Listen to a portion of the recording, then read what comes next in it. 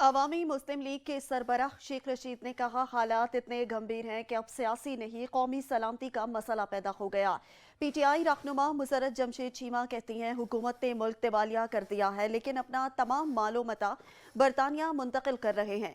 हसन खावर कहते हैं, पीडीएम पंजाब में मुनसिफाना और आज़ादाना इंतखाबात का खतरा मोल नहीं ले सकती।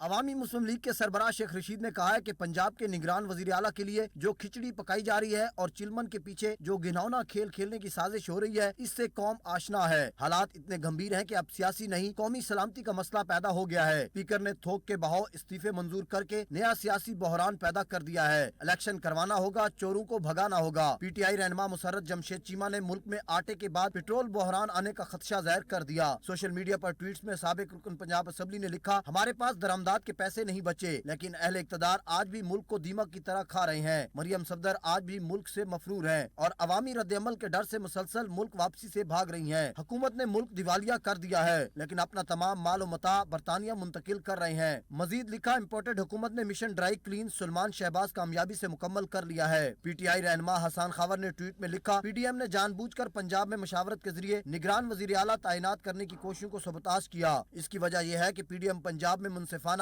और आजादाना इंतखाबात का खतरा मोल नहीं ले सकती। पीडीएम ये जांच रही है कि उन्हें मुक्तदार हलकों से कितनी मदद मिलने का इम्कान है। इलेक्शन कमीशन का इंतखाब ये खुद बता देगा कि वो कहां खड़े हैं, पीडीएम के साथ या जमहूरियत के साथ है।